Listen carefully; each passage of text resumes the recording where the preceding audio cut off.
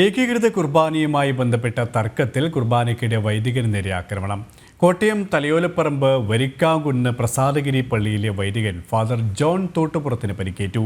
വിമത വിഭാഗമാണ് ആക്രമണം നടത്തിയത്. പള്ളി പോലീസ് പൂട്ടി. സീറോ മലബാർ സഭയുടെ എറണാകുളം അങ്കമാലി അതിരൂപതയ്ക്ക് കീഴിലാണ് തലയോലപ്പറമ്പ് വരിക്കാംകുന്ന് പ്രസാദഗിരി പള്ളി.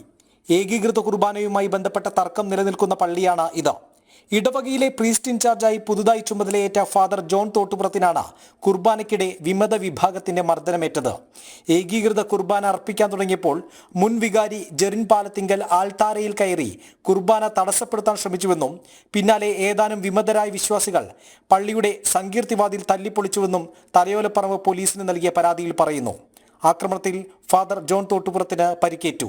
ആൽബർട്ട് ഇങ്ങനെയുള്ളവർ പിന്നെ വേറെ നൈറ്റിട്ട സ്ത്രീകൾ ആരുടെ ഒരുപാടൊക്കെ പേര് വന്ന് എന്നെ ഉന്തിയും തള്ളിയും വലിക്കുകയും ഞാനവിടെ പരമാവധി ആൾക്കാരെ മാറാതിരിക്കാൻ വേണ്ടിയൊക്കെ ഞാൻ അവിടെ തന്നെ പിടിച്ചെന്നെങ്കിലും അവർ ഒരുപാട് പേര് എന്നെ വട്ടം കൂടി അങ്ങോട്ട് വലിക്കുന്നു, ഉണ്ടെന്ന് തള്ളുന്നു, എന്നെ ഉടുപ്പെ പിടിച്ച് വലിക്കും. ഞാൻ വെസ്റ്റ്മെൻസെല്ലാം ധരിച്ച് നിൽക്കുകയല്ലേ, അങ്ങ് വെസ്റ്റ്മെൻസിലെ പിടിച്ച് വലിക്കുന്ന ഉണ്ടിയും തള്ളിയെല്ലാം ചെയ്ത്. വിമത വിഭാഗം പെപ്പർ സ്പ്രേ ഉപയോഗിച്ചതിനെ തുടർന്ന് ചില വിശ്വാസികൾക്ക് ദേഹാസ്വാസ്ഥ്യം അനുഭവപ്പെട്ടുവെന്നും പരാതിയിൽ പറയുന്നു. സംഘർഷത്തെ തുടർന്ന് പോലീസ് പള്ളി അടച്ചു. ജനം, കോട്ടയം.